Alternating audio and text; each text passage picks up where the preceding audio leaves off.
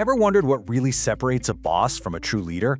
Well, John Maxwell's book, The 21 Irrefutable Laws of Leadership, is a total game changer on this topic.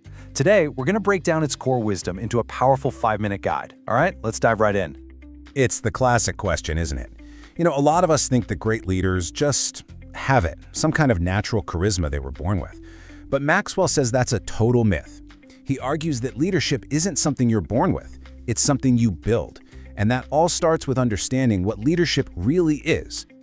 So you've got this old school view where leadership is just a position, a title on a business card that gives you the right to command and control people, but Maxwell says no, that's just management. True leadership has nothing to do with your spot on the org chart. It's all about your influence with people, and that's built on a foundation of trust and genuine care. And that brings us straight to the foundational law of the entire book. It's this simple. The true measure of leadership is influence. Nothing more, nothing less. If you can't influence people to follow you, you aren't leading them, no matter what your title says. This one idea changes everything because it means anyone can learn to become a leader by learning how to build influence. Let's look at how. The journey. It starts with you, your character, your credibility, and your own potential. Those are the building blocks. This isn't about fancy techniques, it's about who you are when nobody's looking.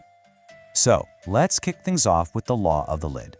This is a simple but really powerful idea that explains why some incredibly talented people just seem to hit a wall and can't go any further.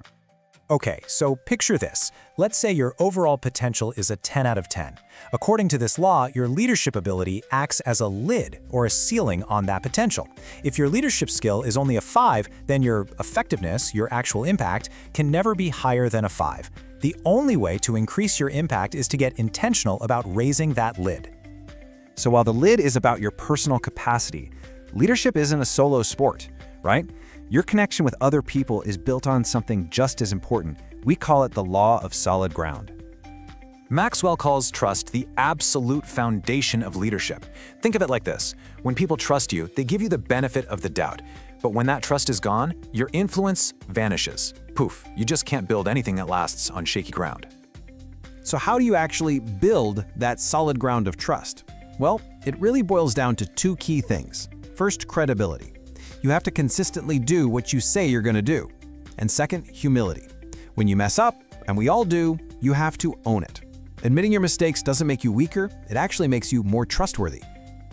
All right, so with a strong foundation of character and trust in place, leadership then becomes all about practice, the daily habits that create real results. It's not a one-time thing, it's a process. And this whole idea is captured perfectly in the law of process. Think about it. Champions aren't made in the ring, they're just recognized there. The real work happens in the daily grind, day after day. And the exact same thing is true for leaders. Leadership develops daily, not in a day. Just 15 to 30 minutes of intentional growth, reading a book, listening to a talk, just reflecting, it starts to compound. After a month, you'll start to see progress. After a year, your influence will have grown in ways you can actually see. It's that consistency that creates the change. Now, a leader's daily practice isn't just about self-growth. It's about charting the course for everyone else. And this is where the law of navigation comes in. Look, anyone can steer the ship, but it takes a leader to actually chart the course. Good navigators see the final destination in their minds. They anticipate the obstacles, and they plan the journey before it even starts. They don't just react to problems, they prepare for them. So you're growing yourself, you're charting the course, but what's the point of it all? Maxwell says great leadership is about serving others, which he calls the law of addition. This is a huge mindset shift. It moves from what am I getting to what am I giving. You're not trying to be the hero of the story, you're trying to make heroes out of everyone on your team. This means you're actively looking for ways to serve them and checking in with yourself to make sure you're doing it. So, when your foundation is solid and your practice is consistent, you can finally start to focus on a leader's ultimate purpose, playing the long game and creating a lasting impact. And that long-term vision? Well, it requires understanding the law of sacrifice. At its heart, the law is pretty simple, but it's not easy. A leader must give up to go up. It's a trade-off. Plain and simple. You give up your personal comfort for the team's growth. You sacrifice your ego to gain real influence. The leader always puts the team first, and honestly, that sacrifice is what earns them the right to lead.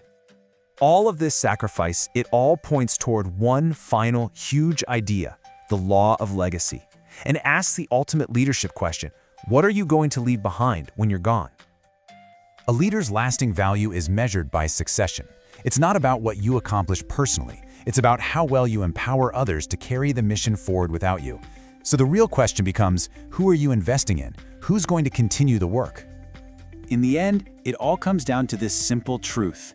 Leadership is a journey, not a destination. It's a continuous process of growing, of serving, and of sacrificing. It's a daily choice to raise your lid, build on solid ground, and add value to other people's lives. So as we finish up, I'll leave you with this question. Don't try to master all 21 laws at once. That's overwhelming. Just think about the one that really stood out to you. What is the one law you can start practicing tomorrow? Because that right there is where the journey begins.